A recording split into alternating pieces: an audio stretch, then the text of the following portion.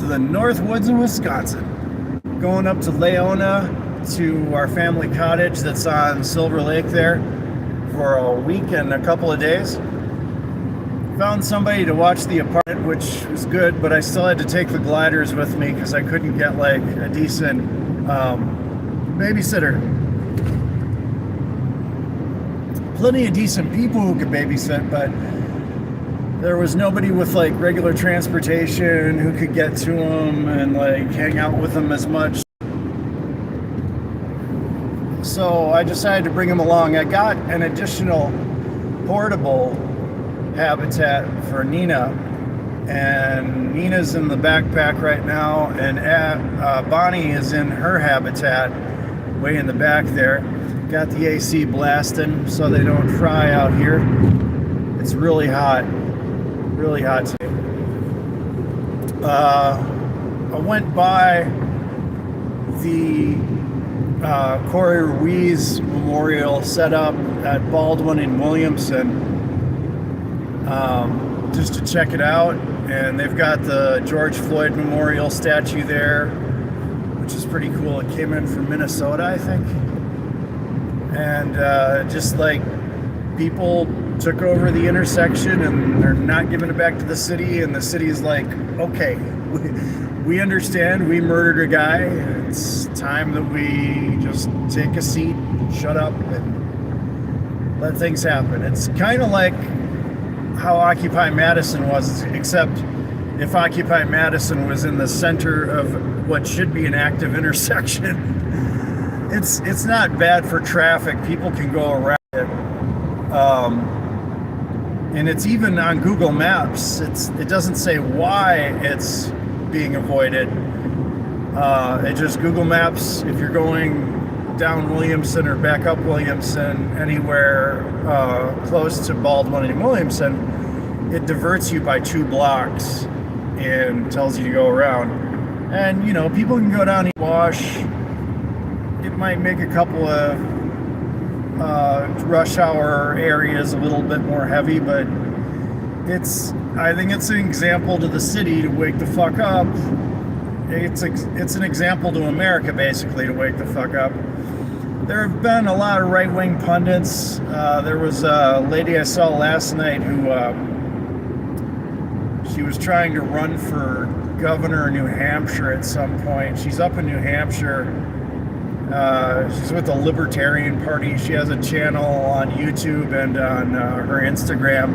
And she was talking about, oh, these commies have taken over several city blocks of Madison, and it's all violent, and it's not that at all. It's not even a city block. It's a city intersection that's been taken over. And it's not even really taken over. They're just occupying the space. There's no vandalism going on. I mean, there's been some spray painting on the streets, but other than that, there's been no public damage or anything like that, as opposed to like what a lot of right-wing pundits will have you think. There are a lot of various political affiliated people, but you know, and again, they keep trying to say that Antifa is a group and is there, and Antifa doesn't even exist as a group. It's just a fucking word. It makes no sense why they continue to do this crap. But the video of Corey Ruiz has gotten mixed reviews. One thing I did point out in the videos is that he did not brandish the knife at any time during the confrontation with police. He had it in his belt the whole time. And in the video, you can see the officer reaching over and pulling it out of his belt and throwing it down on the ground. So he never actually brandished the knife. Madison police have provided no evidence that any officer was stabbed or hurt by any knife. And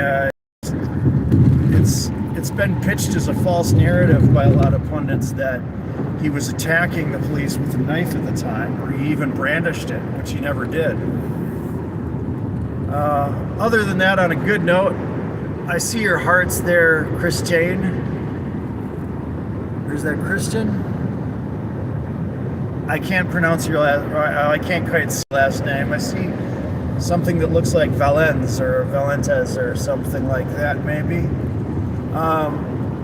But we're heading up to Leona, Wisconsin. I got the girls with me. We're gonna relax for a week. Well, I might do some work. My aunt bought a place down from our cottage and across the street that needs like total renovation. It's gutted right now, down to the frames on the inside. The exterior is pretty much done. It might need some new siding on one section that I might do when I'm up there. And then there's also some pallets to paint to put garbage cans on. There's a couple little things that can be done. It's not like I'm going to get into the full drywalling or anything like that, even though that could be started.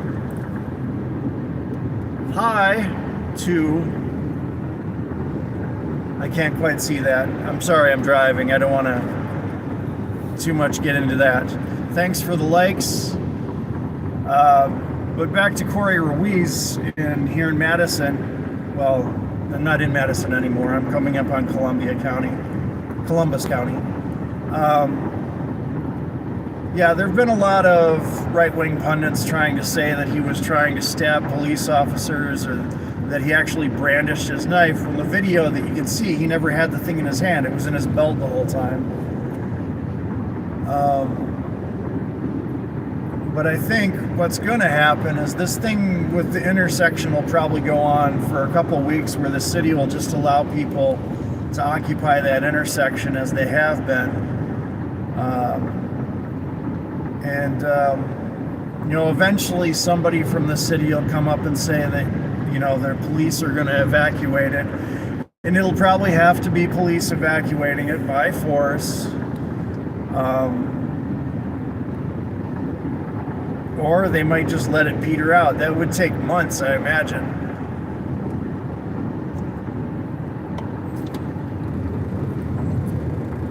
You're having a tornado. A nuke is at your... Oh, geez. Wait, are you in Wisconsin? Are you up where they're having tornadoes right now? I am going to Leona, Wisconsin, which is where my family has a cottage on Silver Lake, which is just outside of Leona. And they also have the Lumberjack steam train there, which is a pretty cool destination.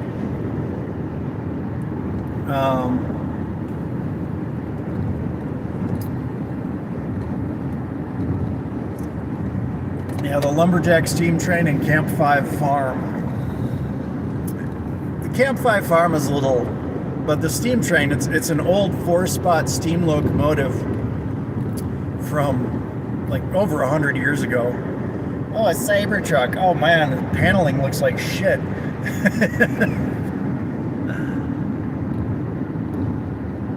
Hubby, do you have actual like tornado going on right now?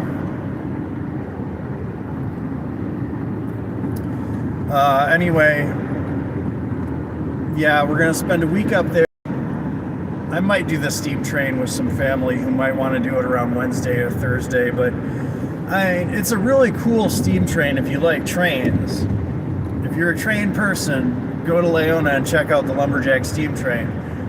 It's like a 2-mile ride on the train. There's not much track left. It used to be, I think they used to actually have 2 trains, and they had a full rotation. Oh, a Tom Tiffany sign. Jesus. Tom Tiffany is running for governor of Wisconsin. The Democrats don't really have a candidate picked yet. Their best candidate is Francesca Hong. Tom Tiffany is like this super PAC, billionaire-sponsored jackass who is just a toxic human being. He's got his head stuffed straight up Donald Trump's ass. And he's probably going to win the election this time around.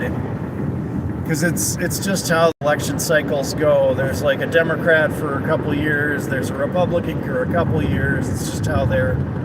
But she's got a lot of opposition. Francesca Hong's campaign is extremely interesting because it's all grassroots. She's just getting public donations. She doesn't get any super PAC money. She doesn't get any special interest money like Tom Tiffany does. And she's just basically a super down-to-earth American human being. She used to work as a bartender and then a waitress, and then she owned her own business for a while. She put herself into debt paying back her employees during COVID when her business was basically eviscerated by COVID. And the really sick part about that is the Republicans try to paint her as a horrible person because she was in debt. Well, she went in debt paying her employees, paying back all these vendors that supplied her business during COVID. That's if there's anything worth going into debt for, it'd be that. Power stars? Power stars. Yeah, it's going to be a difficult race in Wisconsin. We've got about 2.5 hours until we get up to Leona. Maybe 3, depending on how we go.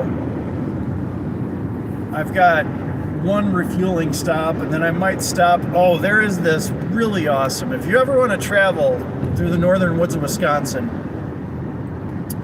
going between Shawano and Forest County, there is this candy shop in Lakewood, Wisconsin. Lakewood has a winery and a bunch of like folk art sales places, but they also have this place called the Sweet Memories Candy Shop. And it's a specialty candy shop that has like all the classic candies, if you can remember, from the 70s or 80s. It's got tons of like really interesting kids' toys. There's a toy room. There's a fudge, like a homemade fudge counter in there. There's an ice cream counter in there. And then there's also a jelly bean room. I love jelly beans. There's a jelly bean room where you can pick the individual flavors of jelly beans and get as many as you want. So like I like banana jelly beans, raspberry jelly beans. They've got all those. They've got all the flavors of Jelly Belly in the jelly bean room, and you can get like one flavor or mix them up and shake up the bag. It's a really awesome place.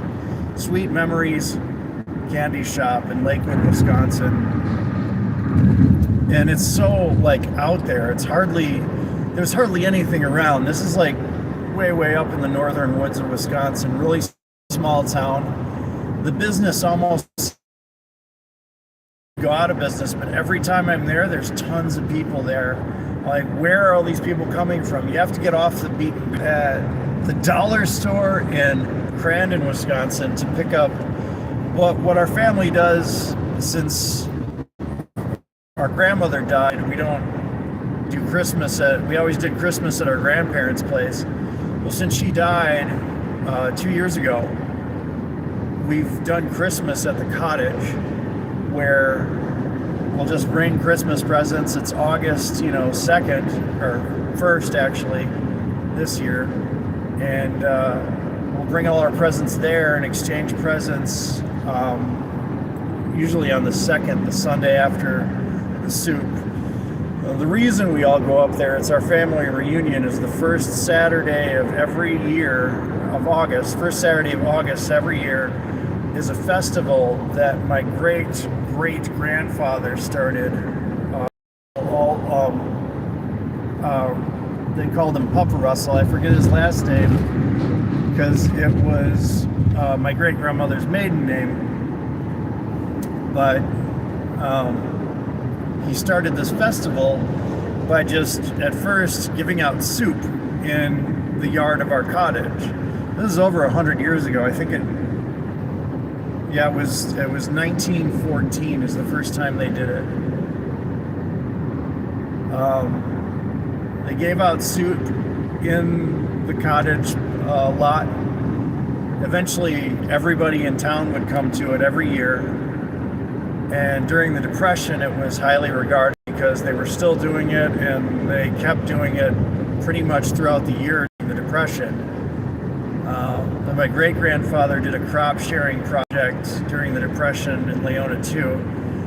He also started the first bank, put in the first phone service in Leona.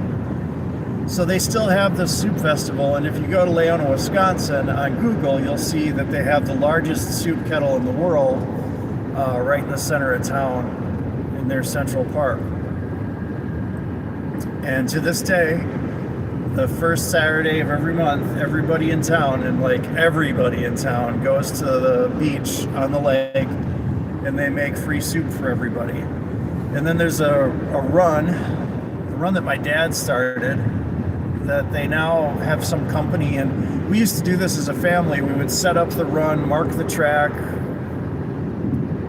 set everything up for the racers, give out prizes for them, but now they have this company, and it's run by the Lions Club in Leona, and they pay this company to come and run the race every year. And it's a pretty cool company too. They have a big timer board, digital finish line system where these little tags on your running marker will set off and trigger when you start and trigger when you come back to mark exactly when you came across the line, so nobody has to sit there with a clicker like we used to do in the old days and do it.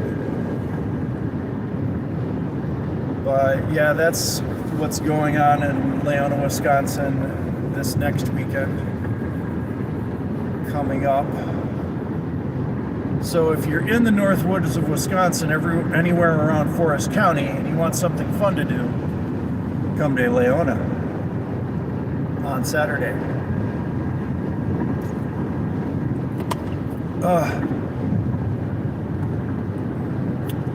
So, any questions? I got up super early this morning and packed up, got everything out. I've got a full vehicle of shit, and usually I don't travel with very much when I go up there, but there's like tools to work on my aunt's place, a few things I need to leave there, my tent, which is huge, and then clothing and the 2 habitats for the gliders. One's folded up and Bonnie's right now sleeping in the other one. Nina is sleeping in the Pokemon backpack.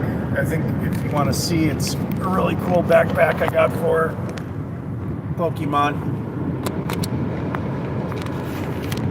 She's asleep right now. She'll probably get up at she might get up early tonight, because she's always pretty excited if we ever drive anywhere.